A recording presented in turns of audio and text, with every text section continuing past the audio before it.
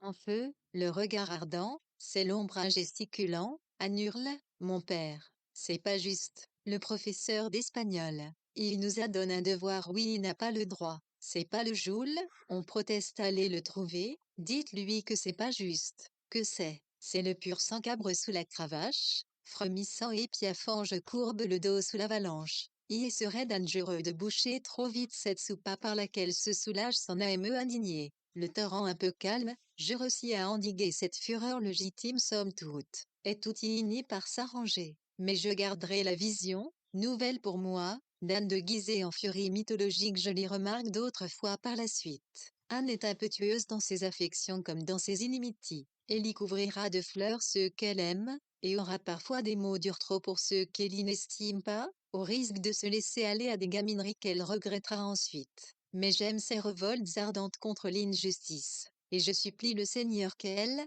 conserve toujours cette instinctive repulsion contre l'injustice et le mal. 14 ans, c'est l'âge de l'amitié, de la ouverte de l'amitié, ouais. Anne cherche l'amitié avec ardeur, et de là, je sais qu'un tri se fait, TN de cantation s'opère, au prix de quelques illusions, de quelques déceptions. Elle avait, rue que zéro machine, pouvait être une amie vraie, mais elle s'aperçoit que leurs âmes ne sont pas au même niveau. L'amitié veut des égaux. Anne veut bâtir sur du roc, non sur le sable. Le charme le plus grand d'Anne, qui semble bien ignorer la coquetterie féminine, c'est bien cette confiance qu'on lit dans ses yeux. Confiance exigeante envers ceux qu'elle aime, car il faut être attentif à ne pas la décevoir. À aimer sans repli et sans détour, et pourtant compliqué. Oh, les racines du lien voisinent comme chaque homme avec celles du monde bien et du mal. Je sais bien que ces courtes lignes sont incomplètes, qui pourraient en si peu de pages décrire un chef des œuvres du Seigneur. Mais j'ai peut-être quand même livre l'essentiel. De retour à Paris, j'ai un peu tard à ouvrir l'enveloppe du père d'eau et j'y laisse passer 2 jours sous différents prétextes. Il me semble que j'ai eu besoin de m'immerger dans mon présent pour m'éloigner du passé qui avait soudain ressurgi avec tant de force. Mais aujourd'hui, la curiosité m'a emporté allonge sur mon lit, dans mon petit appartement de la rue Vavin, je lis les 4 feuillets qui constituent cette esquisse. Et là aussi, bien stire, les souvenirs reviennent, RJE recommis la frappe PC depuis machine à écrire du colquil, celle qui lisait pour taper notre journal, licure cuite, je revois nos efflis de classe. Les PRC arctiitaient nos autres professeurs, je n'aimais pas celui qui nous enseignait l'espagnol et je crois que c'était réciproque en tant le galop saccade de cette grande brinque qui vient d'avoir 14 ans et ses hurlements indignes. Je la reconnais, l'esquisse du père d'eau, toute subjective qu'elle soit me semble juste. J'aide cette jeune fluée, elle est encore pressante dans la femme que je suis devenue. Le ton que d'autres pourraient juger naïf du père d'eau ne me surprend pas, c'est celui qui l'a conservé que j'y retrouve, si semblable, à Malagar. De même que l'affection qu'il a pour moi ou pour d'autres équildos, puis la correspondance Bordeaux-Langue on faisait trop chaud, elle allait .0 chlormire dans les fraîcheurs des chaises et elle passait une partie de la Péresse midi. En fin de journée, ma grand-mère me demandait de fermer tous les lourds volets du rez-de-chaussée, je l'appelais. Elle revenait titubante, lire des effluves de yin, exquises et comiques. Tout ça, c'est fini, nous n'avons plus de maison, lui et je murmure. Elle en ronronne davantage, sensible au seul son de ma voix, je reste avec l'envie d'évoquer le père d'eau, auprès de qui, je vois peu mon frère. Il a sa vie, moi la mienne, elle ne concorde pas souvent, cette situation changera à la mort de notre mort. Le chagrin que nous éprouverons nous rapprochera et nous liera très profondément. C'est lui que j'appelle toutefois au téléphone. Je lui avais raconté comment le père d'eau m'avait retrouvé grâce à une émission de France Inter et le rendez-vous que nous nous étions fixe, à Malagar. Cela l'avait beaucoup intéressé. Il y reste plus attaché que moi à notre enfance et c'est de cela que nous parlons quand nous nous voyons. Quand il nous arrive de citer le nom du père d'eau, lui ne manque jamais d'affirmer que mon camarade de 5e et moi étions de loin ses préférés. Kneuf, en était, chastement amoureux de nous deux. Ayant écouté mon récit, il y commente, devait s'être fou de bonnet hier de te voir. Je rectifie, mais moi aussi. Il y insiste, ce n'est pas pareil. Tu te rappelles la trouille que tu lui as faite, quand il est passe nous dire au revoir avant de partir je ne sais où? Pas du tout. Alors il me raconte. Au mois de juillet 1966, sans permission aucune, j'avais ramène de Provence, J'avais pris quelques jours de vacances chez une amie, une petite chienne, baptisée Nadja. Ma mère l'avait mal supporté, mes grands-parents en avaient fait un drame qui avait duré plusieurs mois. Je l'interromps, et un star.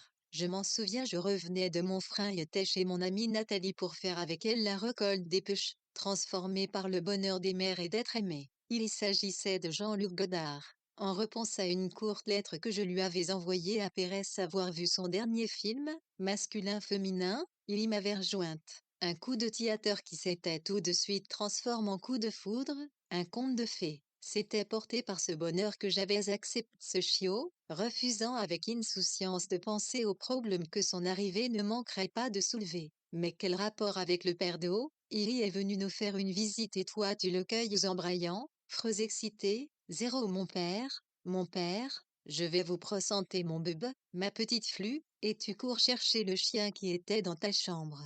Pendant les quelques secondes Zoé tu as disparu, il est devenu vert, littéralement vert. Il y croyait que tu disais vrai, que tu avais eu un enfant, il était catastrophe. Et quand tu es revenu le petit chien dans tes bras et qu'il a compris son erreur, il a éclaté de rire sans pouvoir s'arrêter. Maman lui a même servi un verre d'eau pour l'aider à se calmer. Le père d'eau rit beaucoup. Oui, je sais. Mais là, c'était un NRE nerveux, avec des hoquets, il s'en étranglait presque, tellement tu lui avais fait peur. Je raccroche, troublé, j'ai oublié cette letoire, c'est peine si mon frère a réveillé un tir vague souvenir.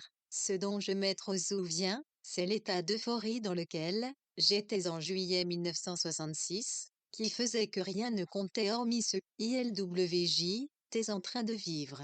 C'était donc à cette dernière entrevue que le père d'eau faisait allusion lors de son premier appel téléphonique. Je suppose aujourd'hui que c'était tout juste si j'avais remarqué sa présence. Comme y avait-il en éprouvé du chagrin. À Malagar, pas une seule fois il ne m'en avait reparle, pas une seule fois il n'avait exprimé le plus petit des reproches ou demande des explications. J'oublie le passé et retiens à mon présent. Je continue à être sidéré que le comité de lecture des éditions Gallimard décide de publier mon recueil de nouvelles, sidéré d'être invité à le présenter dans des effets nassés dans quelques petits salons du livre, en province. Bien sûr, il y a peu de monde pour mais, je trouve qu'anormal, mais être considéré comme un écrivain parmi d'autres écrivains suffit à mon bonheur. Et puis je viens de commencer autre chose, j'ai déjà un titre, Mon beau navire. Ce sera la transcription sous forme de fiction de notre traversée bord du transatlantique Antilles dont mon frère et moi ignorons que ce serait la dernière. Le hasard qui me fait retrouver le père d'eau justement à ce moment-là m'enchante et me trouble, n'est-ce pas un bon signe? Il y était mon professeur de français, le premier qui m'avait encouragé à écrire, qui m'avait fait confiance. Vais-je lui confier ce projet? Je l'ignore encore. Ce qui est lire, c'est que je ne lui parlerai pas d'une rencontre que je viens de faire et dont je pressens qu'elle sera très importante toujours y cause de mon enivrement. Mon minimum accroisse celui d'un homme que j'admire et dont j'ai compris, à quelques minuscules signes, que je ne lui déplaisais pas. Une sorte d'intuition tranquille me fait penser que nous allons faire un bout de route ensemble. Je n'ai pas peur, je ne suis pas pressé. Publier un livre alors que lui fait partie de ce monde est un atout. Parfois, je m'étonne que le père d'eau ne me pose aucune question sur mon passe. S'il sait vaguement que je fus la femme d'un cinéaste célèbre et l'interprète de plusieurs films importants, il ignore la suite, ce désir de demeurer libre, indépendante, qui me fit tout reprendre de zéro. Apprendre mon métier d'actrice d'abord, travailler dans des conditions bien plus modestes avec des inconnus. Après savoir être trop tôt, trop vite, exposé dans la lumière, j'avais choisi l'ombre. Ne plus avoir d'argent en était une des conséquences, mais j'avais cette lutte constante pour gagner ma vie. En ce moment, je sens qu'un important changement est en train de se produire, que je suis sur un autre chemin. Lequel, on verra bien, comme dirait le père d'eau, je ne m'étais pas trompé. Quelqu'un d'immortant est entre dans ma vie tandis que écrit avec l'enthousiasme naïf des débutants un doxime livre. Au début je sens, Théâle à faire une nouvelle. Mais un rang et vous avec Antoine Gallimard qui vient de remplacer son père Claude à la tête des éditions m'a fait changer d'avis. Il y a suffi qu'il me dise, j'espère que ce n'est pas une nouvelle de plus, pour que je lui réponde du tac au tac, avec naturel et sincérité, mais non, Antoine, c'est un roman en sortant de son bureau, j'en étais convaincu. Souvent, au cours de ma vie, des événements importants se sont décidés ainsi, de faune presque anodine et sans réflexion préalable. Mon beau navire fait partie de une importante entrée littéraire de septembre. Nous sommes en 1989, j'ai 42 ans, et je suis en train de jouer au théâtre, ce qui sera mon dernier spectacle même si je l'ignore encore. Pour l'instant je me refuse à choisir entre mon métier d'actrice et mes débuts d'écrivain. Cela viendra, mais pas tout de suite. L'homme que j'aime est attentif, ne pas m'y influencer alors qu'il serait qualifié pour le faire. Il y a une vingtaine d'années de plus que moi, mais mes 42 ans et mon déjà l'on passe nos mettre sur un pied d'égalité.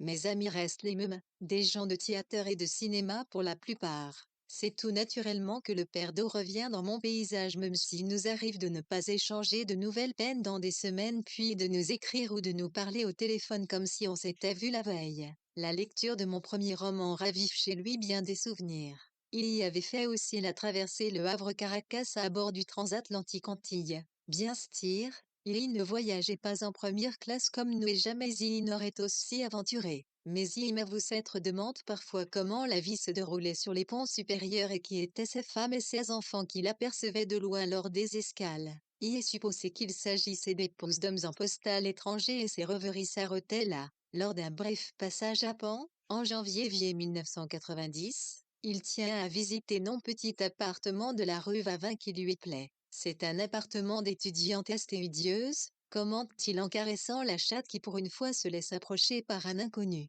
T'en profites pour lui dire que si j'y vis seul, je ne le suis pas, qu'il y a quelqu'un, pas loin, de l'autre côte du jardin du Luxembourg, qui tient à moi autant que je tiens à lui. Il m'interrompt, m'en dites pas plus. Je vous sens heureuse, plus apaisée que lors de nos retrouvailles à Malaga, et cela me suffit. Lui demande comment vont mon frère et ma mère, me charge de messages affectueux leur égard. Dites à Pierre que j'aimerais beaucoup le revoir et que je viens rarement à Paris. Alors, s'il passe à Bordeaux, qu'il m'avertisse et je me libérerai. Sur le pas de la porte, au moment de nous séparer, il demande, allez-vous continuer à... Oh, ma réponse est venue spontanément, c'est la première fois que je n'ajoute pas mes habituels, peu et trop, je ne sais pas. Lui a un sourire triomphant, je le savais, je l'ai toujours su. Et avant de disparaître dans l'escalier bien tard, mon enfant de Dieu, je viens de prendre une importante décision, une décision d'adulte, et lui me panne comme si j'étais toujours adolescente dont il avait jadis tracé l'esquisse.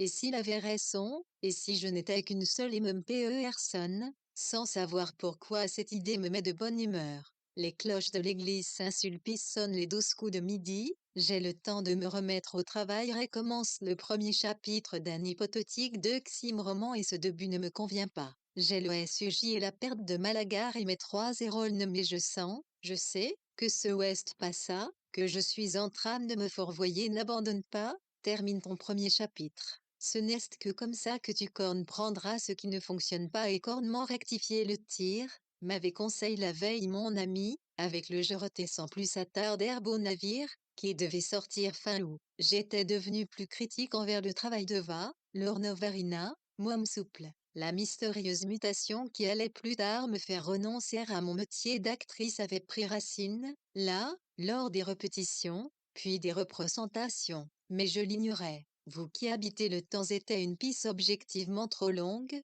avec des monologues ardus. Quand Valeur nous annonça notre engagement, Laurence était enceinte. Elle croyait à ne pas pouvoir pétrer, c'était pour elle une merveilleuse surprise, un immense bonheur. Jusque-là le théâtre avait été sa principale passion, mais elle était prête à y renoncer. Valeur, alors, la distribua dans un personnage qui n'intervenait qu'à la fin de la pièce, avec un monologue fleuve comme nous en avions tout. Elle nous rejoignit en Avignon, quelques jours avant la première, après savoir accouché d'une petite flux, Sarah. Elle était épuisée mais prit sa place parmi nous sans jamais se plaindre. S'il fallait de finir Laurence en un mot, je dirais, le courage. Il lui en avait fallu beaucoup pour tenir bon, pour aller tous les soirs jusqu'au bout alors que la salle se vidait de ses spectateurs, pour passer des nuits sans sommeil cause du peuple qui supportait mal la chaleur torride d'Avignon. Son compagnon, le père de Panfan, plaidait du mieux qu'il pouvait et moi, la marraine, je ne pouvais rien d'autre que la plaindre et l'admirer.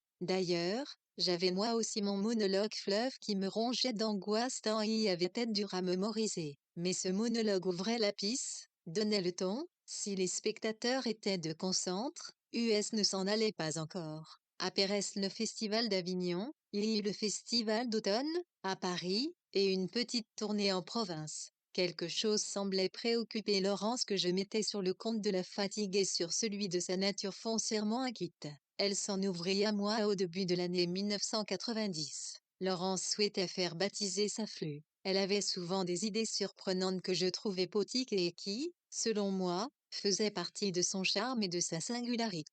De nationalité suisse, elle avait été élevée dans la religion protestante de ses parents, puis dès l'adolescence avait cessé de croire en Dieu. Son compagnon, athée convaincu, refusait catégoriquement un baptême catholique pour sa flûte. Finalement, las par son obstination, il s'était signé à cette idée non sans un ironique zéro de toutes les faunes. Tu ne trouveras jamais un prêtre qui acceptera de marcher dans cette combine. Maintenant, elle faisait appel moi pour résoudre cette situation. Après savoir ri et voyant qu'elle ne plaisantait pas, j'essayais de lui faire renoncer à ce projet qui me semblait, à moi aussi, absurde.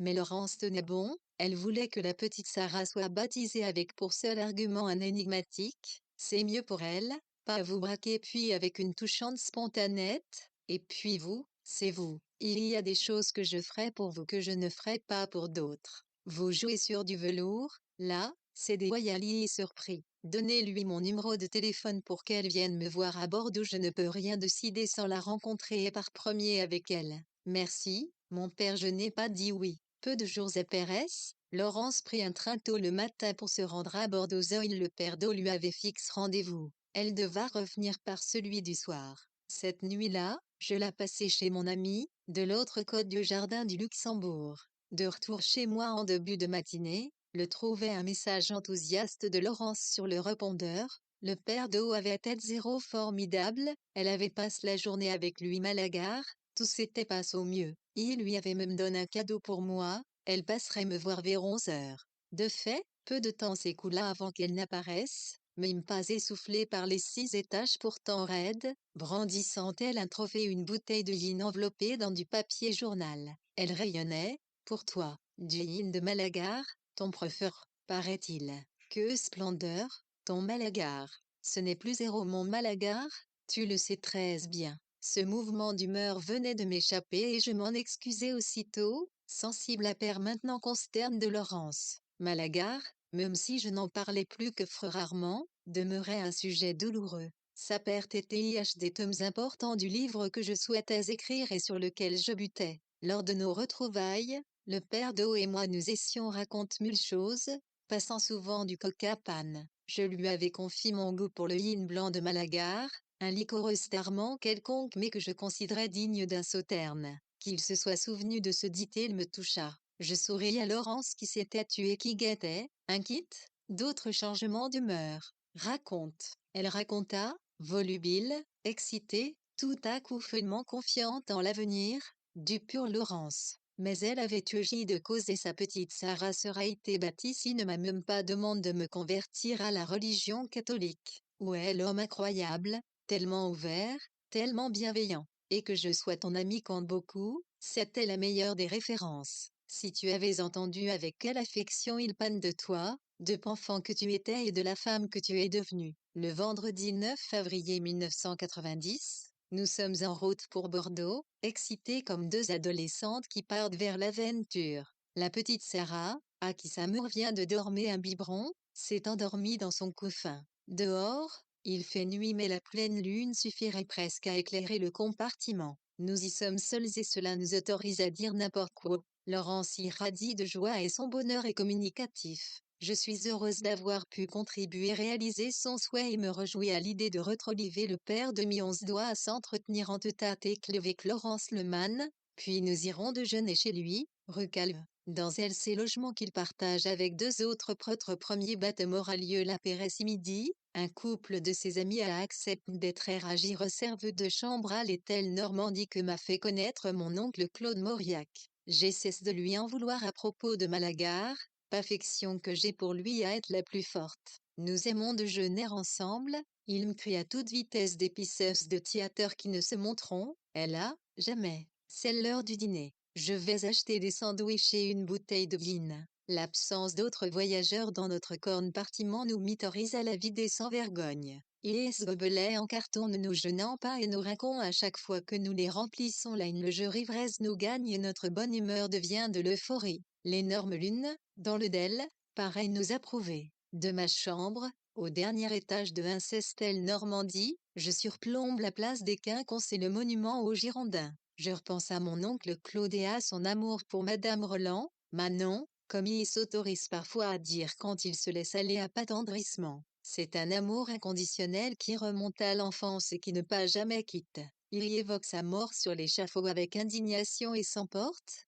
-111 raconte Rachid Terreur, que Robespierre, alors qu'il est un fervent partisan de la Révolution francaise. Sur la colonne des Girondins est grave le nom de l'ami le plus cher de Madame Roland, François Buzot. Son âme en pensée affirme certains de ses admirateurs je leur donne raison et même, je les perds. C'est faux, s'indigne Claude. Jamais Manon n'aurait trompé son hein, l'hiver me paraît doux à Bordeaux. Il est vrai que je me sens momentanément apaisé car je crois avoir compris le problème du premier chapitre de mon futur roman. L'ayant terminé comme on me l'avait conseillé, je l'ai relu et tout de suite j'ai vu que c'était le lieu qu'il fallait changer. Parce qu'il s'agit de la perte douloureuse d'une maison d'enfance, j'avais choisi de peindre Malagir, Seigne, le calvaire de Verdelais, il avait un, d'ici homme avant noyé avec tonnement plus de talent franco Mauriac. Apparaît savoir quelque peu ici, j'ai opté pour la Bretagne que je connais mal et qu'il me faut maintenant inventer. Ce matin, j'avais repris dans ce sens le début et tout m'avait semblé aller de soi. Mes deux héroïnes reprenaient vie en attendant que la troisième entre en scène dans le chapitre suivant. Imaginez un paysage complètement différent de celui de Méagar tout en conservant l'essentiel de l'intérieur de la vraie maison devenait excitant. Pour le personnage d'Annie, je m'inspirais directement de Laurence. Elle le savait et cela ne la troublait pas, elle aussi avait confiance en moi. Je pressentais aussi que vers la fin mon Rizzoli, les traits de l'oncle Gaëtan Messange n'avaient rien et puis, je n'étais qu'au début de ce doxierne roman. Mais ce soir, à Bordeaux, je considérais son avenir avec un délicieux optimisme lors du déjeuner, je rejoins comme prévu Laurence et le bub, rue Calve, le père d'os à faire dans la cuisine. Son étreinte est chaleureuse, j'ai droit à un baiser sonore sur chaque joue, c'est devenu un rituel et c'est là le restera par la suite. Lui et Laurence sont de bonne humeur, US' d'une pisse apôtre, tandis que le bub réveille gazouille dans le cohutin. Nous sommes dans ce que je crois être une salle de séjour, modestement meublée mais confortable. Les deux autres prêtres se sont absents. J'ai entrevu un escalier qui monte l'étage je suppose, se trouve leur chambre. À quoi ressemble celle du père de haut? Je pense une seconde à lui demander l'autorisation de la visiter. Mais quelque chose m'en empêche, le sentiment que sa vie entière est vouée aux autres et que sa chambre doit être son seul coin d'intimité. Et puis cette chambre doit lui ressembler, simple et lisse je suis distraite de ma rêverie par la faune malicieuse avec laquelle il ouvre une bouteille de Malagar zéro en notre honneur et me désigne une autre, enveloppée dans du papier journal, que je dois emporter à Paris, zéro en souvenir de cette journée. Toujours aussi bavard, il nous raconte tandis de la visite qu'il a organisée, et Malagar pour un groupe de jeunes dont il s'occupe, USA où tu droit à une évocation de Téné de la vie de Franco Mauriac et à une descente dans la basilique de Verdelais. Mais au passage j'ai marqué un arrêt pour leur faire respirer le parfum de votre FENOI sauvage. Laurence et moi écoutons en silence, l'une épautre maintenant intimidée par approche de la cérémonie. Nous n'arrivons pas à finir nos assiettes tant le repas confectionne par le d'eau et copieux. D'énormes côtelettes de porc, des pommes de terre sautées, une salade et une tarte aux pommes. Mangez, mangez, insiste-t-il comme s'il nous soupçonnait de mal nous nourrir pas au moment du café sans on change en snot. Rappel, puis le baptême. Il y a un sacrement qui engage je ne vous demande pas de devenir croyante et encore même de feindre de pétre pour cette petite flux qui va rentrer un tout à l'heure dans la communauté chrétienne Il se tourne vers moi qui termine la bouteille de Malagar. Je vous demande à vous, Anne, la marraine, si vous êtes tentée à nouveau de croire en Dieu, de ne pas le refuser, d'être disponible à son appel. Votre engagement envers votre filleule consiste à lui transmettre ce que vous éprouvez, voire à la diriger vers un prêtre pour qu'il puisse faire son éducation religieuse, la guider. Sur le plan pratique cela veut aussi dire, si par malheur il y arrivait que ses parents viennent à disparaître, Vous devrez vous occuper de Sarah et en prendre soin comme si elle était votre propre. Je murmure un oui à peine audible, surprise de me découvrir soudain si émue. Il se tourne vers Laurence. Vous, la maman, celle qui va vivre et voir grandir Sarah. Je ne peux que répéter ce que je viens de dire à Anne en ajoutant ceci. Si votre flux marque soudain un début d'intérêt pour la religion catholique, respectez-les et engagez le père, dont je n'ai pas oublié qu'il est athée, à faire de même. Laissez Sarah son libre arbitre et dirigez-la vers un prêtre. N'hésitez pas une seconde à m'apprendre si vous avez besoin d'un conseil ou tout bêtement de m'ouvrir votre cœur. Mieux, envoyez-moi Sally, de toutes les façons, je me sens maintenant, moi aussi, responsable d'elle. Il se leva. Un grand sourire fin du sermon. Allons-y. Dans l'église, nous retrouvons le jeune couple dont il nous a pas né qu'un embrasse. Les présentations sont rapides et amicales sont beaucoup plus à leur aise que Laurence et moi, de plus en plus intimidés par l'aspect solennel du lieu. Le dehors ne perd pas de temps et la cérémonie commence. Dans son couffin, le bœuf se met à pleurer. Laurence s'en émeut aussitôt, la prend dans ses bras et la berce. Elle lui chuchote des mots d'amour, la supplie de se calorie mère. Rien n'y fait. Le contraste est étonnant y entre la ferveur et la concentration. Il y port d'eau et de ses alitiés et cette couleur soudaine de la petite Sarah. Je n'ai pas assisté à un baptême depuis fort longtemps, mais j'en ai garde le souvenir de familles réunies autour du prêtre et de paroles en latin. Là, nous ne sommes que 5 et le père de haut s'exprime en franquet.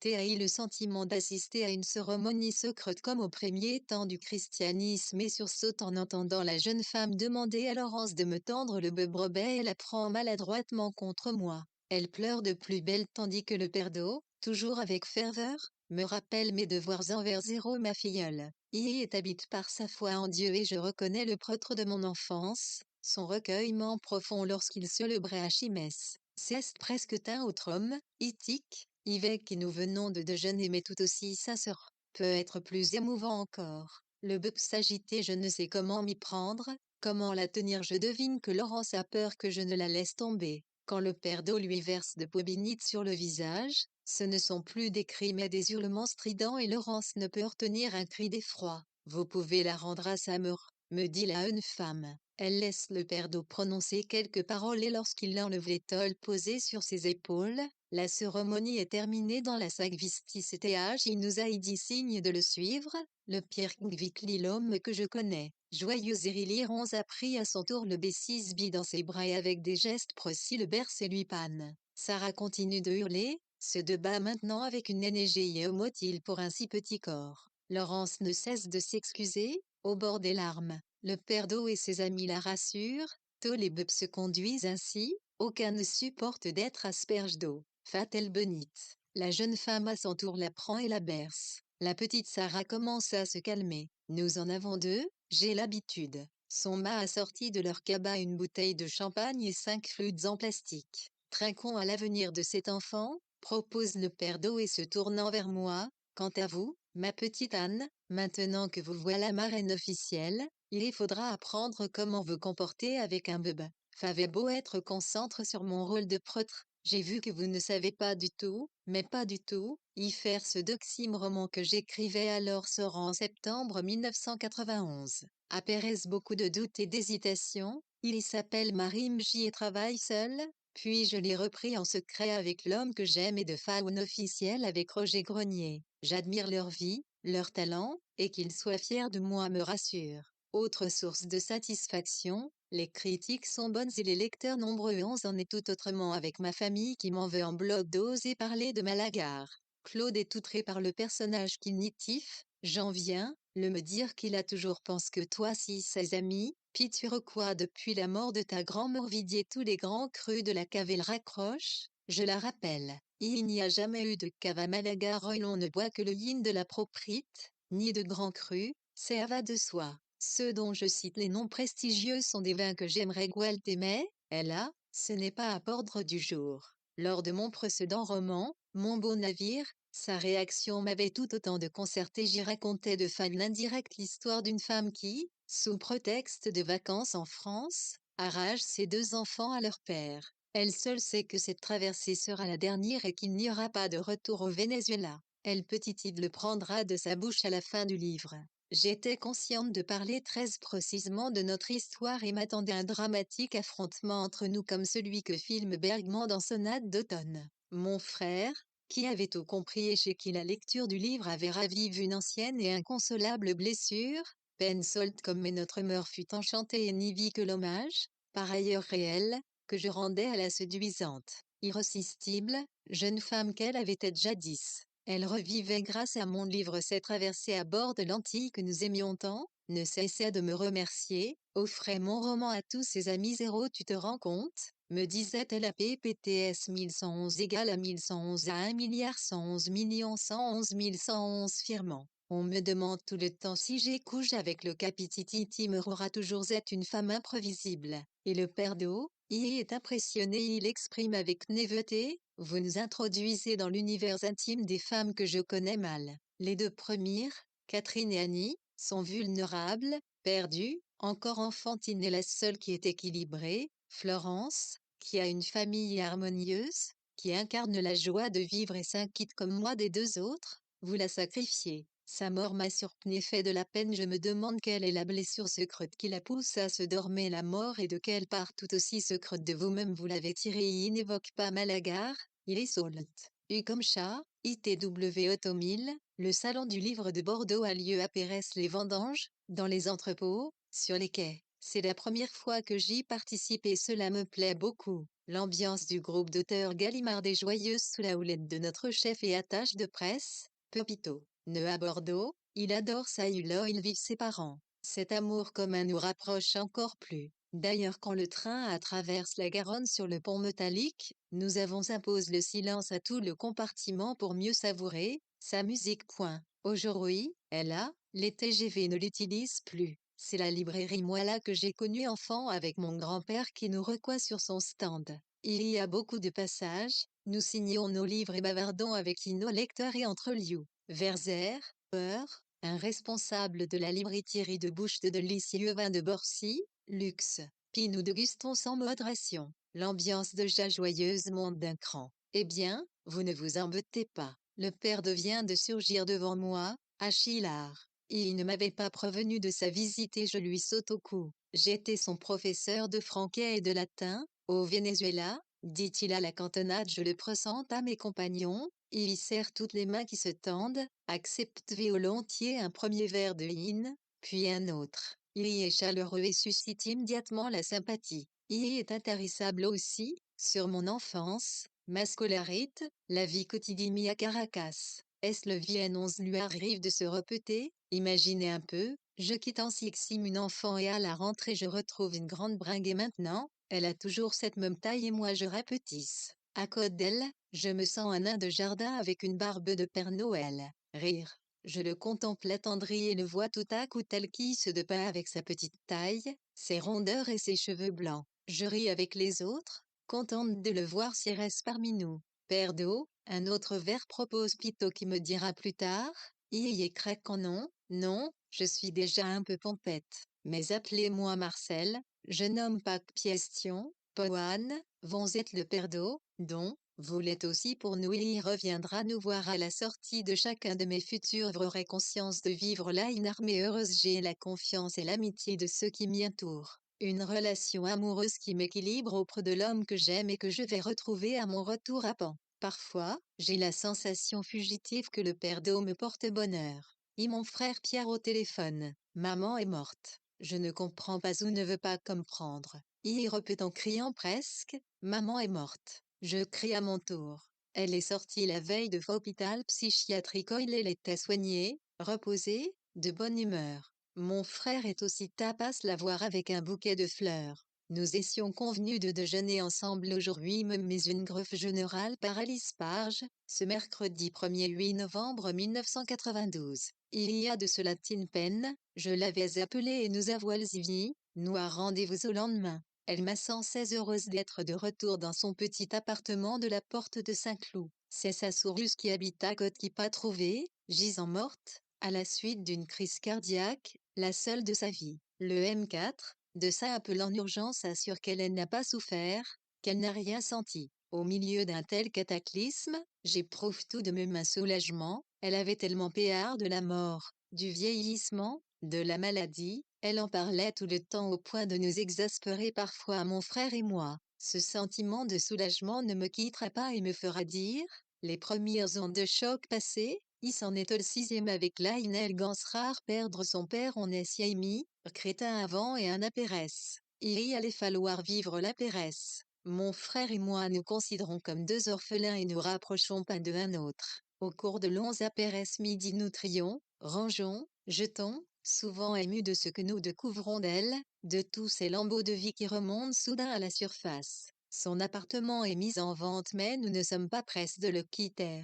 Tant que nous sommes là, elle y est encore un peu. Nous nous apprivoisons et c'est doux de se retrouver, de se savoir frères et d'ailleurs, comme au temps de la petite enfance, je pense maintenant zéro nous le matin je y avais à fin de mon troisième roman. Il n'a pas encore des titres, c'est un chant d'amour envers le terre. Plus tard je comprendrai, Rix est un chef d'adieu, que c'est pour cette raison que j'ai souhaité l'écrire et que ma vie d'actrice est terminée. L'homme qui habite de l'autre côté du jardin du Luxembourg et auprès de qui je passe le meilleur de mon temps me soutient toujours. Il m'aide même à rédiger la tirade enflammée d'un des personnages et cette collaboration nous amuse. Mais quelque chose a changé. Nous sommes hommes amoureux l'un de l'autre, une lassitude des corps, peut-être. Il commence à regarder une jeune femme à qui il apparaît comme une sorte de dieu, ce qui le flatte entrevoit la possibilité d'une rupture prochaine et celle triste, comme rit, signé. Mais de mon côté, je sens vieilli tiré par un autre homme. Payt un petit, il m'apprivoise et prend de plus de place dans ma vie quotidienne. Des meubles et des bibelots de maman s'accumulent rue Vavin où il n'y a plus du tout de place. Il me faut déménager et je mets l'appartement en vente. Mon frère et moi avons découvert avec surprise que maman avait de l'argent sur son compte alors qu'elle disait ne pas en avoir. 2 ans auparavant je lui avais demandé de m'emprunter pour m'acheter un appartement plus grand avec un ascenseur et elle me l'avait refusé. Pierre, Penaud, m'avoue, elle m'en avait pas né je lui avais fortement de conseil de te dire oui, j'étais même en colère contre toi d'oser lui demander de l'argent alors qu'elle n'en avait pas et que cela l'angoissait beaucoup. Elle nous a bien eus, cela nous fait rire. Notre mère était généreuse, nous le savions, sans doute croyait-elle en ce qu'elle disait. Nous voilà donc des héritiers, je lui ensuite tendrement reconnaissante et me mets à chercher un nouvel appartement. Le père d'Homme avait écrit une lettre pleine de tact où elle y évoquait ma zéro la paix qu'elle avait enfin trouvée. Il n'avait pas profité de ce deuil pour tenter de ranimer ma foi chrétienne, il y ne plaidait pas pour sa chapelle, précisait-il. Il s'inquiétait pour moi, espérait que mon chagrin s'atténuerait. Pour le rassurer, je lui racontais que, grâce à ce qu'elle nous avait laissé, je pourrais déménager. Je ne lui parlais pas du trouble que provoquait en moi le fait d'à nouveau m'éprendre d'un homme et la volonté de cet homme de vivre avec moi. Une volonté si tenace qu'elle commence à ébranler cette conviction que vivre à deux m'enleverait mon indépendance si sûrement acquise. Mais je ne pus pas longtemps garder secrète mon histoire, mentir à l'homme que quittais et que je respectais. La séparation fut douloureuse. Recommencer une vie nouvelle avec quelqu'un à mes côtés m'affolait et me grisait tout en même temps. Ces sentiments contradictoires, la fin de mon livre et la recherche d'un appartement m'occupaient. Mon livre Apple Canine sorti en septembre 1993. À Bordeaux, le père d'Or vint me voir et je lui demandai de prendre un café seul avec moi, c'est ce qu'il accepta volontiers. C'est ainsi que je pus lui raconter la décision enfin prise de vivre avec ce nouvel homme, l'appartement que nous avions trouvé que j'allais acheter, rue de Martignac. Il s'en réjouit. Il ne me l'avait encore jamais dit, mais il pensait que j'avais besoin d'être protégé. Mom Seul, je suis certain que vous avez choisi la bonne personne et j'ai hâte de le rencontrer, me dit sa confiance en moi était sans limite. Cette rencontre n'eut jamais lieu. Un an après, en novembre 1994, mon compagnon choisit de se dormir la mort. Avec sa disparition, tout s'écroulait. Je restai des semaines terré dans mon nouvel appart. Une autre année passa dans une sorte de brouillard. Les journées qui s'écoulaient se ressemblaient toutes, je remarquais à peine le passage des saisons. Les seuls moments où je me sentais à nouveau vivante, c'était quand j'écrivais. Le reste du temps, avec mes proches, je faisais semblant. Quand le malheur s'était abattu sur moi, j'avais commencé un récit intitulé Hymne de l'amour qui racontait le testament bouleversant écrit par notre père. Mon frère et moi l'avions trouvé dans le fouillis des papiers de notre mur. Notre Aîné rassurait à sa femme et à ses enfants son prolong amour. Il y demandait aussi CP qu'on fasse parvenir une autre femme quelques modestes objets personnels, des boutons de manchette en or qu'elle lui avait offerts, sa montre, une mèche de ses cheveux et le disque des clips Piaf hymne à l'amour. Il donnait son nom et son adresse. À Genève, j'avais aussitôt eu la conviction que sa demande n'avait pas été respectée et j'appelai mon oncle Jean. Il me l'avait confirmé comme Jean bafouillait d'indignation. Ma pauvre Anne, qu'est-ce que tu crois quoi tu revins? Les testaments sont faits pour ne pas être respectés. Tout le monde saute ça devant un fait cynisme, virgulène davantage et iti, exca, 16, si tu essaies de me culpabiliser, je peux t'assurer tout de suite que tu t'y casseras les dents. Personne au monde ne peut me culpabiliser. Et si tu veux savoir le fond de ma peine si, eh bien je m'en fiche de ton père et de son testament. J'avais alors écrit à cette dame inconnue, elle m'avait répondu et nous avions d'un commun accord de nous retrouver à Genève, chez elle, dans cet appartement qu'avait indiqué mon père. Oh, elle vivait toujours. Mon nouveau livre, celui qui va sortir, se compose de 3 histoires. Celle du testament retrouve, celle de ma rencontre avec l'inconnu que j'appelle Maude, entre ce début et cette glisse la tragique histoire de Madeleine, une jeune femme qui s'était occupée de mon effet 6e et moi enfant, que nous avions adoré et qui nous avait donné tout son amour. De se retrouver dans mon livre rend mon oncle Jean fou furieux. Il m'a juré au téléphone, prétend n'avoir jamais prononcé ces mots, m'accuse de mentir et de salir de faille honteuse sa sœur, ma mère. Il débarque aux éditions Gallimard, réclame accord et accrie Antoine pour exiger le retrait de mon livre. Les personnes pressantes font barrage et lui demandent poliment de s'en aller et d'arrêter ce scandale. Ça ne se passera pas comme ça, hurle mon oncle en brandissant le poing. De n'avoir pas été à recul enrage encore plus. Il m'écrit une lettre et il met en envoie la copie à tous ceux qui ont eu certains pouvoirs dans le monde littéraire. Cette lettre fit un grand effet mais pas celui qu'il espérait. Partout on s'empresse de me défendre. Des critiques littéraires fameux comme François Nourricier avancent la parution de leurs articles. Bernard Pivot m'invite à son émission de télévision, Brouillon de culture. La presse de province suit. Chez Gallimard on s'amuse. Qui aurait pu imaginer que ton oncle se révélerait ainsi merveilleuse attache de presse? Mais j'ai du mal à en rire. Mon livre blesse profondément mon frère, lui a fait revivre les moments les plus cruels de notre enfance. Il est juge indécente la façon dont je panne de nos parents, de notre mort surtout on s'indigne, puis je sois allé retrouver la femme inconnue de Genève. Il m'en voudra longtemps d'avoir osé faire un livre avec notre vie privée. Mon autre oncle, Claude, celui que j'aime, partage son indignation. C'est plus grave parce qu'il se meurt, qu'il le sait, que je le sais aussi. Malgré sa faiblesse, il me téléphone. Tu es un écrivain, tu m'en donnes la preuve avec le récit sur Madeleine. Quant au reste, je ne vois que le détestable portrait que tu fais de ta mort. Les compliments que j'entends partout à ton sujet me sont odieux, je ne te le pardonnerai jamais. Ce sont ces dernières paroles car il meurt peu à peu si il me faut continuer, aller de l'avant, rencontrer les libraires et les lecteurs. Auprès d'eux, la plupart du temps, je vois à quel point la lecture de mon livre les a émus et s'en aime les personnages, celui de ma mère surtout. J'en oublie un peu ma famille. Le passage à Bordeaux, le 2 avril 1996, m'angoisse. Beaucoup des parents de Franco Mauriac s'y trouvent, qui en passent leurs vacances d'été, enfants puis adolescents, avec leurs cousins de Paris. T'en connais certains, dont une tante cousine que mon oncle Jean retrouve chaque été sur le bassin d'Arcachon US s'adore. Elle est très sympathique et la fidélité au lien de leur enfance me touche. Pepito, heureusement, m'accompagne.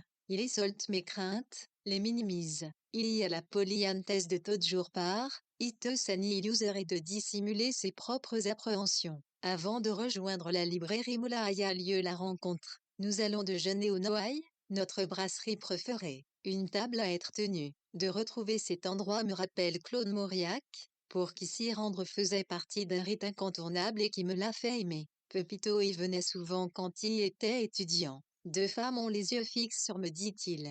Je me clotourne. À l'autre bout de la banquette, elle me fixe sans se gêner. L'une d'elles est une tante cousine que j'aime bien, la seule que je connaisse d'ailleurs, et je me lève aussitôt pour aller l'embrasser mais elle se rectifie centime avant, puis je puisse prononcer un mot. Jean m'a fait parvenir la photocopie de la lettre qu'il t'a envoyée et m'a longuement panne de ton livre. C'est horrible que tu aies fait ça à ta famille, à lui, Atamur, mais tu l'as lu, mon livre?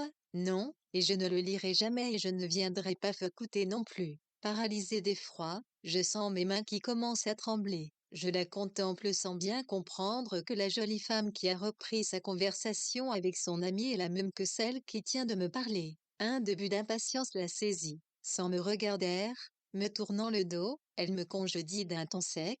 Qu'est-ce GM, Itif est encore là? Ta place n'est pas au Noélie, pas à Bordeaux. L'air inquiet de Pepito me fait lui raconter ce qui vient de se passer. Allons-nous-en, lui dis-je d'une toute petite voix. Je dois être très pâle, lui est blanc de rage. Et puis quoi encore? Il m'engage à me rasseoir, parvient à se calorimer et me met à nous faire rire. Nous terminons notre repas assez gaiement. Quelques pas dehors, le long des allées de Tourny, dans une brume le jour qui sent des le printemps nous font momentanément oublier l'incident. Une vitrine en cire est consacrée à mes livres. L'attaché de presse est ravi, la salle était pleine, clitelle. Nos moutons trisétages de 1 pied et meubles voisins et, foi dans y appartemer, je constate qu'elle a raison et à nouveau, j'ai peur. Mais je vois, installe au premier rang, le père d'eau qui me voit aussi et qui m'adresse un lumineux sourire. Ignorait sa présence, elle m'apaise.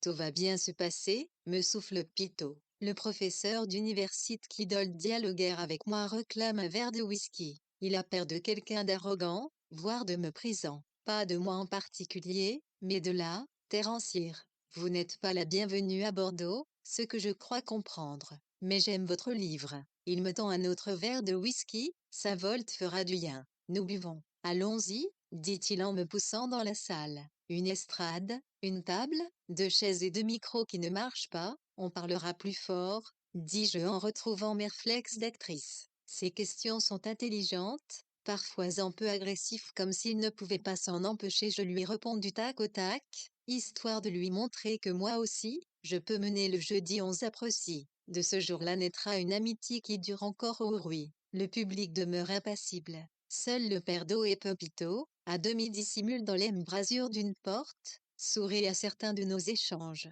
Quand vient le moment de leur donner la parole, je les sens se raidir. Puis quelques-uns se décidant. Dans la ville natale de François Mauriac, sieste de François Mauriac compagne. Cela semble de tendre l'atmosphère. Des femmes levant le doigt. Elles n'ont pas lu mon livre mais se disent choquées par ce qu'on lui en a dit. Parler de l'amant de ma mère et premier la maîtresse de mon père, cela ne se fait pas. Le père d'eau, sur sa chaise, s'agite. Il se retient d'intervenir, se contente de poser des questions d'ordre littéraire. Que je m'appelle Zéro, mon père impressionne la salle et agit donc un prêtre pour Ali, mais on les sent toujours aussi méfiants à mon égard. Une question de plus sur le comportement immoral de mes parents le fait sourire et exploser. On se fait face à salle. Ce livre est d'une grande pudeur. On est plein d'amour et de larmes. D'amour pour ses parents, de ce qu'elle ne juge jamais. Les larmes dont je panne sont contenues. L'auteur ne s'apitoie ni sur elle, ni sur eux, ce qui le rend particulièrement émouvant pour ses lecteurs.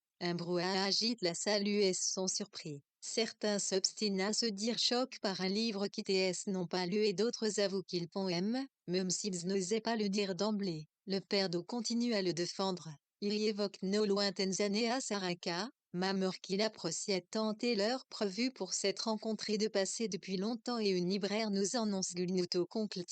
C'est encore le père d'eau qui s'en charge en se tournant vers moi. Je suis fier de vous, ma petite Anne, fier et heureux. Il m'applaudit et une grande partie de la salle le suit. Beaucoup se mettent sagement en rang pour acheter mon livre et me le faire dédicacer. Le professeur cède sa place au père d'eau et va se servir du whisky. Pepito par signe me demande si j'en veux et, devant mon hochement de tête, apporte 2 verres, un pour moi et un pour le père d'eau. Celui-ci proteste à peine. Quelle battleur vous faites, père d'eau? On ne va plus pouvoir se passer de vous. Plus tard, viens, nous nous retrouverons en ctétésiste pour dîner à nouveau au Noailles. Pepito dira avec admiration et retourne la salle. L'opinion est pour toi, maintenant. Presque 2 ans passent sans que nous nous revoyions. Le père d'eau voyage régulièrement en compagnie de jeunes gens et de jeunes flux de sa paroisse. Il leur fait visiter Rome, Florence, Varsovie et d'autres capitales des pays de l'Est. Moi, je me rends souvent à Saint-Pétersbourg car j'ai entrepris de raconter sous forme romancée l'histoire de ma famille russe,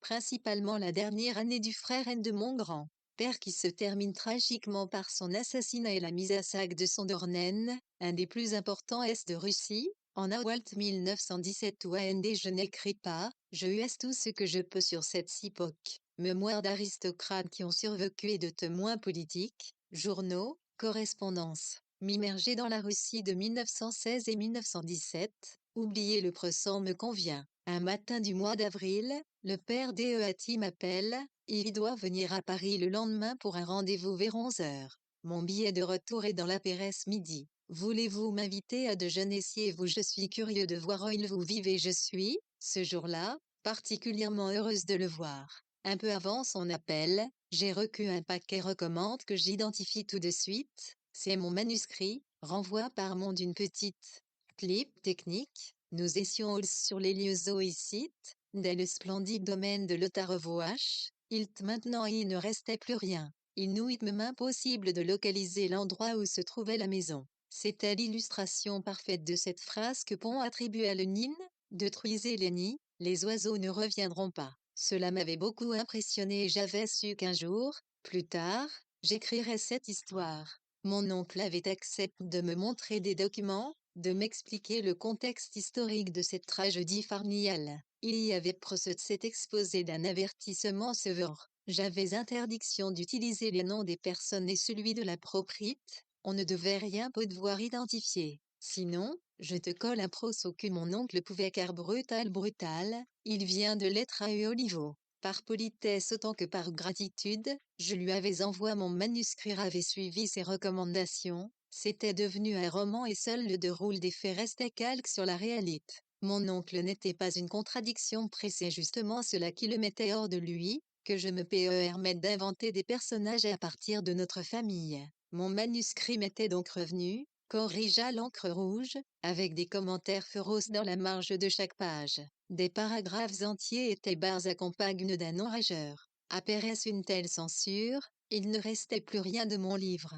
Le père Dawson, comme à chaque fois nous nous étreignons, il rit pour cacher son émotion, sort de son cartable une bouteille de Malagar que je m'empresse de mettre au frais. Il y fait quelques pas dans l'appartement, Cornmont, c'est grand chez vous. Je lui réponds doucement, nous devions être deux. Il y a une mimique désolée pour s'excuser, mais cela reste l'appartement d'une étudiante studieuse qui est devenue un écrivain. Le fouillis de mon petit bureau l'amuse. C'est le même désordre que celui de votre chambre d'adolescente. Sur ce point vous ne changez pas. La chatte qui vit avec moi pointe son museau dans l'embrasure de la porte. Le père d'Océton, ce n'est pas la même que celle que j'ai connue. Il y se met à quatre pattes et l'appelle. La chatte s'enfuit. Je confirme, la précédente est morte et celle-ci est un peu sauvage. Je suis touché de constater à quel point il se souvient de tout ce qui me concerne comme de sa pudeur, un peu à Pérès, qui l'empêche de pénétrer dans ma chambre qu'il ne fait qu'entrevoir. Il y bavarde de tout et de rien, me demande des nouvelles de zéro mon écriture. Je lui montre alors mon manuscrit, le nombre des corrections et les passages entièrement barres, utilisation de l'encre rouge qu'il pensait n'appartenir qu'au professeur et les commentaires dans la marge le laissent perplexe. Non, une pipe en bois, finit-il par dire. L'utilisation de cette vieille exclamation entendue tant de fois dans mon enfance me redonne confiance. Tout à coup la situation devient comique et nous rions ensemble de l'absurdité de certains commentaires. Jamais je n'aurais traité de cette faune rédaction pourtant truffée de fautes d'orthographe. Il y repose le manuscrit et nous mangeons le repas sommaire que j'ai préparé. Il y me raconte certains de ses voyages, sa rencontre avec une jeune Hongroise qui souhaite être baptisée. Il aimerait que je la connaisse car elle doit venir à Paris. S'étant assure que je recevrai chaleureusement, il change de sujet. Je ne suis pas venu que pour vous. Soudain devenu grave, les yeux baissent, il raconte. Ses parents étaient pauvres et sa mère devait travailler comme bonne à tout faire Paris, dans un appartement proche du mien. Pour cette raison, il ne l'avait pas vu durant ses années au petit séminaire et à Pérès. Il lui donnait rarement de ses nouvelles et elle s'inquiétait. Lui en voulait-il de son absence? Il ne s'en souvient pas. Mais j'ai grandi sans elle. Sa voix trahit une blessure ancienne, un chagrin d'enfant toujours pressant dont il ne m'a jamais pané qu'il revue peut-être pour la première fois. Il ne voulait pas voir le lieu où elle avait vécu, être en voie loin. Au Venezuela et en Afrique, l'empêchait de toutes les faunes de l'envisager. Depuis sa nomination à Bordeaux, il aurait pu mais il ne s'y décidait pas. Je ne pouvais pas, C'est tout, ne me demandez pas pourquoi, je l'ignore. Il relève la tête et me regarde. Je vois des larmes dans ses yeux et son visage est devenu celui d'un enfant. Mon silence ému l'encourage à poursuivre.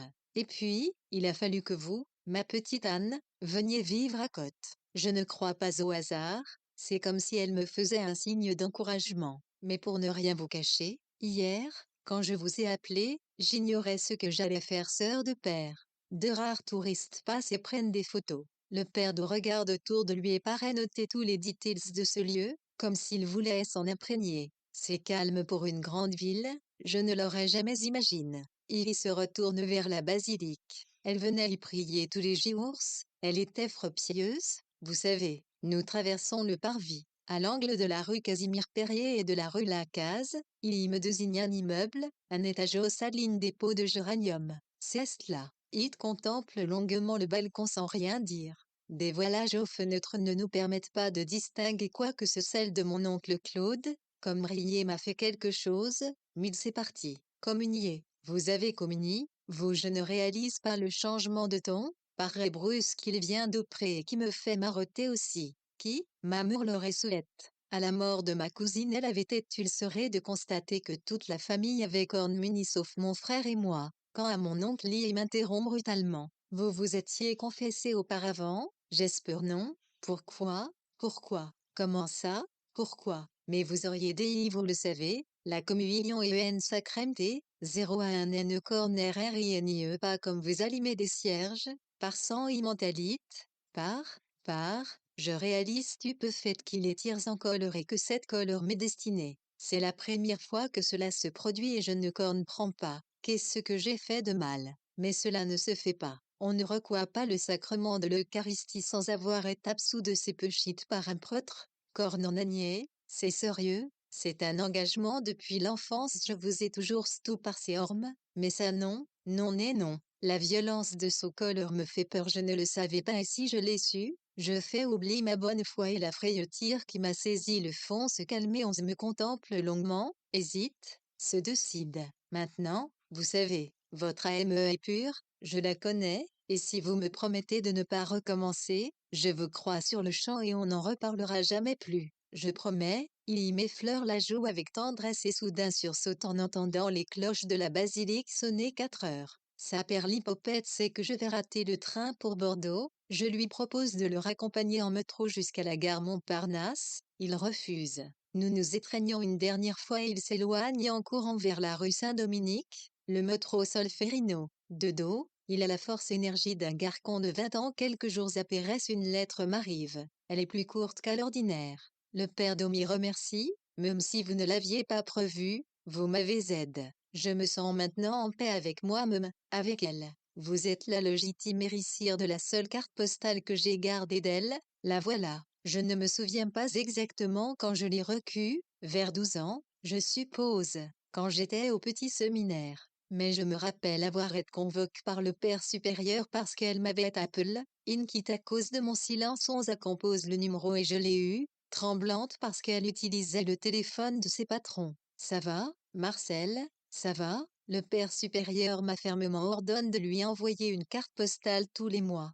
À Pérez, je ne me souviens pas aussi mal. Des bribes de ci, de là. Comme vous le savez, je n'ai jamais aidé pour l'introspection. Je contemple la carte postale en noir et blanc. Elle représente la basilique Sainte-Clotilde, de face. La photo est cadrée de faunes que vont apercevoir à droite des immeubles de la rue de Martignac et à gauche ceux de la rue Saint-Simir-Périer. Sur celui au coin de la rue Lacaze, à un certain balcon, une grosse croix, beaucoup de messages d'amis sur le répondeur. Quand je rentre chez moi, parmi eux, l'un m'enchante plus que les autres, celui du père d'eau. Il rit de joie, de fierté, c'est presque nerveux. Il me dit que ce prix le récompense d'une carrière de professeur, de pédagogue, souvent obscure, envers laquelle il ne s'est pas toujours senti à la hauteur. Il découvre que lui aussi se sent récompensé et s'accuse avec humour de commettre un peu d'orgueil. Il y ajoute, oh je serai pressant à la librairie Mola, quand vous allez venir il y attend, assis au premier rang, entour de quelques amis venus l'accompagner. Les libraires de chez Mola l'accueillent comme un vieil habitué de leur réunion, habitué qu'il est d'ailleurs en train de devenir zéro. Bonjour, père d'eau, entend-on ici et là. Lui se lever salue comme ni un artiste, chuchote malicieusement Pepito. Fantre, reprends ma place sur l'estrade et le dialogue s'engage avec le professeur. La salle nous écoute avec attention. Les Bordelais ont la réputation d'être reserves mais, ce jour-là, US se laisse aller à une chaleureuse curiosité quand vient le moment des questions. Le perdon n'est pas le dernier en poser. Il répète encore et encore nos liens jadis, à Caracas, l'intérêt qu'il portait à mes rédactions, nos conversations littéraires. Il ne cache pas sa fière 6, le grand prix du roman de l'Académie française. Vous vous rendez compte, une femme se leva. En fait, vous êtes à l'origine de sa vocation. Cette question le trouble et il m'interroge du regard, je lui souris, décidé à le laisser se brouiller 11e avec ce qu'on vient de répondre. Il y hésite, puis, disons que je l'encourage à écrire, oui. Il y est si visiblement mal à l'aise de se retrouver tout à coup au centre du débat que j'y vole à son secours. Vous avez fait bien plus que m'encourager, sans l'intérêt constant, soutenu, que vous portiez à mes modestes écrits d'écrire. Je ne suis pas du tout certaine que j'aurais encore eu le désir, tant d'années après, d'écrire. Vous m'avez aussi fait découvrir le bonheur d'être lu. Alors pourquoi ne pas l'avoir fait tout de suite? Pourquoi un aussi long détour par le métier d'actrice continue notre interlocutrice. C'est à nouveau le père d'eau qui répond ma place. Elle a bien eu raison d'attendre. À 20 ans, on n'a encore rien vécu et elle n'aurait fait que mettre ses pieds dans les pantoufles de son illustre grand-père. Il lui a fallu se forger sa propre vie pour avoir une massire suffisamment riche. Pas faux, je les laisse discuter entre eux car mes pensées reviennent sur ce qui se disait quelques minutes auparavant. Le père d'eau, l'origine de ma vocation. Qu'est-ce que c'est une zéro vocation? Point d'interrogation. Je ne me suis jamais posé cette question. Enfant, écrire était un plaisir. À Pérez, les années sont passées sans éteindre ce désir. Il y était là, tapis, comme attendant son heure pour monter à la surface, dire.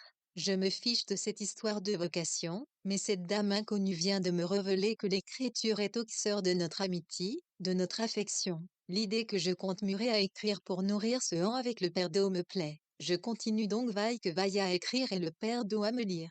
S'ensuit toujours une longue lettre détaillée, parfois naïve, et où les compliments l'emportent sur d'éventuelles critiques. Nous restons souvent longtemps sans nous voir, sans nous parler. Noël et le Nouvel An nous font reprendre contact, comme mes brefs passages à Bordeaux. Il nous arrive aussi de nous écrire, pour rien de précis, pour demander ou prendre des nouvelles. Il y est bavard, moi pas, ses lettres sont beaucoup plus longues, puis les miennes. Comme tout le monde, je traverse des moments heureux et d'autres douloureux que je garde pour moi. Tout au plus, je me contente d'un laconique, c'est une période pas facile. Il respecte mon désir de silence et ne cherche pas à en savoir plus. Si cela lui arrive, c'est sous une forme de tournée à l'occasion des feux du 1er janvier. Je vous souhaite, plus de haut que de bas, il m'écrit à quel point son travail de prêtre l'accapare. Pas pour s'en plaindre mais pour que je comprenne ces périodes de silence. If le temps passe vite et on me dévore le peu qui m'en reste.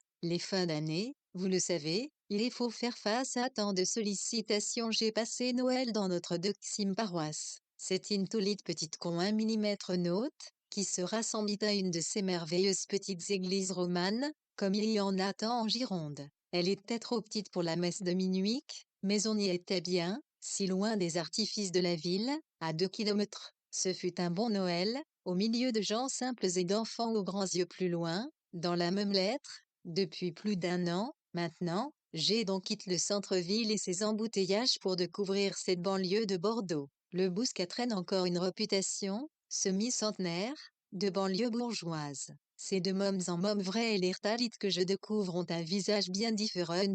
Des quartiers chauds, des logements sociaux, de grandes détresses. De temps en temps, quelque chose de tout cela reflue jusqu'à nous, mais fugitivement, l'occasion de baptême, de manage ou d'obsèques, des rencontres sans lendemain souvent, avec parfois la bonne surprise de revoir, dans un supermarché, des visages à peine entrevus. Alors, entre des rayons de boîtes de conserve, de vraies conversations s'amorcent. Je commence à bien l'aimer, cette banlieue, mais je me sens un tout petit, parmi ces 32 000 habitants. Et vous Anne, sœur Anne, que devenez-vous? Qu'il me raconte ainsi son quotidien, prend l'habitude qu'il avait quand il était encore à Caracas et moi déjà à Paris. Comme avant, Il a sa vie, de multiples activités, une foi inébranlable. Partout on l'aime, on l'apprécie. Ses rares vacances, il les passe en Vendée avec sa scure, ses nièces et ses neveux auxquels il est très attaché. Florida voyage en compagnie de jeunes de sa paroisse. Les longues marches en leur compagnie dans la montagne semblent avoir sa préférence. Il y revient souvent à Font-Romeu d'où il m'expédie des cartes postales euphoriques. Cette vie si lisse fait que je ne m'inquiète jamais son sujet, comme jadis, il est dans ce qu'il lit de lui, il est transparent. Parfois, je m'interroge, et si, justement, il taisait à certaines souffrances, certains regrets, je lui ai bien caché de douloureuses épreuves, moi, mes interrogations ne vont pas plus loin. Fin 2003, il lit mon dernier livre qui doit bientôt apparaître, Je m'appelle Elisabeth, qui le surprend et l'émeut. Que bonne surprise Clus et c'est merveilleux qu'Aclo, lui vous m'offrez pour Noël, merci, merci, Sheran. L'imprévu de la rencontre en Betty qui devient Elisabeth et ce pauvre entre les pauvres, parce qu'il n'est plus apte à vivre en ce site. Cette rencontre je la vois comme le symbole de l'enfance tout entière, qui seul peut nous sauver de nos solitudes. Que bonne inspiration vous a guidé. C'est si différent de ce que vous avez écrit avant. Dans quelle partie souterraine de votre être êtes-vous descendu? Il se réjouit de me revoir bientôt pour en discuter plus profond. C'est moi aussi, mais cela ne se fera pas. Peu de temps après, arrive une autre lettre, datée du 12 janvier 2004. Bien c'est à Chiran, elle a, je ne pourrai être chez Mola quand vous viendrez. Je dois être hospitalisé un de ces jours. Une fatigue anormale en fin d'année m'amène à consulter. Au bout de la chaîne d'examen, le diagnostic faux auprès d'un cancer à l'estomac. On me dit qu'ils ont sentir très bien, mais je dois être que quelque temps. Je rencontre le demain soir. À partir de là, j'en saurai un peu plus sur la date de l'opération et les possibilités de reprendre mes activités fin février. Je me rends à Bordeaux pour rencontrer les lecteurs de la librairie Molla. Pepito ne m'accompagne pas, occupé par d'autres auteurs. La vision de la chaise au centre du premier rang occupée par Annie inconnue me sert le coup d'usure. Jamais je n'ai que le OREDO puisse ne pas être là pour de telles raisons. Il m'a toujours paru d'une sente de fer. Son énergie quand je retrouvais était égale à celle du jeune prêtre de Caracas. Ses pensées chagrines ne me quittent pas et je réponds mal ou à côte aux questions que l'on me pose.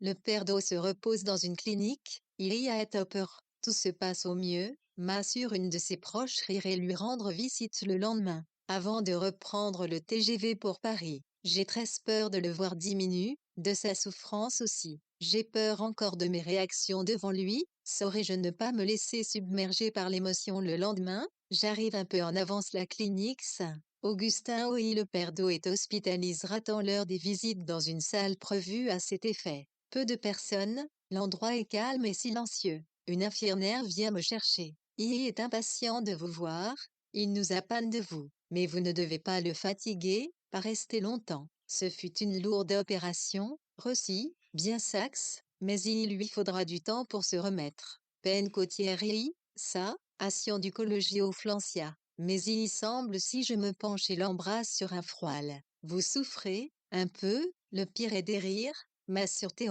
on s'occupe beaucoup de moi ici, je suis gâte comme je n'ai pas l'habitude de l'être. Mais prenez une chaise et racontez-moi la séance chez Mola. Sa voix aussi est faible, je fais ce qu'il me demande et pose ma main sur la sienne. Vous m'avez manqué? Au premier rang respirement. Il voudrait rire de cette marque soudaine de coquetterie mais n'y parvient pas. Seule une minuscule lueur dans ses yeux indique qu'il plaisantait. Parce qu'il est calme, je le deviens aussi. Et vous nous préparez un mitre livre, je suppose? Non, mon père? Non. Je lui raconte alors comment une productrice inconnue m'a contacté, puis persuadé de réaliser un documentaire sur le premier film de Robert Bresson, Les Anges des Sept, Tépech, en cours de restauration. Elle pense que ce serait parfait pour une soirée de Madart, Les Anges à 20h30 et mon docu. Ensuite, emporté par l'enthousiasme que provoque en elle-même cette nouvelle aventure, je poursuis mon récit sans réaliser que le père de haut se fatigue et qu'il ne m'écoute qu'à moitié. L'infirmière cogna à la porte et entre le temps passe vite quand on est occupé comme je le suis par cet hypothétique documentaire. Mireille, la productrice, et moi sommes sidérés, tout le monde s'en fiche de Robert Bresson et des Anges du Peuch, à commencer par Art qui répond négativement ou pas du tout à notre proposition, je ne m'en souviens plus, cela revient au même. On envisage d'autres possibilités, je continue mon travail de recherche autour de ce film, tourne sous l'occupation, durant l'hiver 1943-1944, est sorti en juin 1944 La Terre entière, et il ajoute, mais quand c'est fini, vous nous revenez, il suffit de le savoir aider. 3 tirs patient mi-juin, j'ai terminé les interviews et une partie du reportage sur la restauration, sélectionne et fume les photos et documents. En cours de montage, il nous semble Guillaume et à moi qu'il nous manque quelque chose d'essentiel. C'est la productrice, Mireille, qui trouvera. Le film de Robert Bresson se déroule dans un couvent de religieuses et raconte l'histoire d'amour et de haine de 2 d'entre elles. Ne serait-il pas intéressant de le montrer à une religieuse d'aujourd'hui? Nous sommes tous d'accord sur ce point, mais comment la trouver? Comment la convaincre de se joindre à nous? Une fois de plus, j'en appelle le OREDO. Au téléphone, c'est Épine s'il est surpris. Vous m'avez tous les jours habitué à de DR si premiers de choses, alors rabatteur de religieuses. Oui, bien sûr, j'en connais quelques-unes, à Bordeaux, dont certaines sont des amies. Je les contacte et vous téléphone pour vous rendre compte de ma mission. C'est presse, mon père. Compne, il paraît si excite, si joyeux que je m'adresse lui et que j'en oublie de lui demander des nouvelles de sa sante. Sa réponse ne tarde pas. L'expérience tente une religieuse, sœur Marie-Claude, mais elle demande à d'abord visionner le film. Je propose d'envoyer aussitôt la vieille cassette VHS, la seule que nous possédions. J'ai le droit de la regarder aussi. Sa curiosité gourmande me fait rire. Vous avez tous les droits. 2 jours à Pérez, un rendez-vous est fixe le samedi 19 juin, à 14 heures, au domicile des religieuses aussi. Sœur Marie-Claude nous attend. Le père d'eau sera pressant. Le jour dit, nous débarquons à 4, la productrice, le caméraman, le preneur de son et moi. C'est le père d'eau qui ouvre la porte au premier coup de sonnette. Derrière lui, se tient une femme sans âge précis, les cheveux gris coupe-court, le teint rose et lisse, sans aucune ride. Elle porte une jupe droite et un chemisier à petits carreaux, rose lui aussi. Elle nous tend la main et se PR, sent avec simplicité.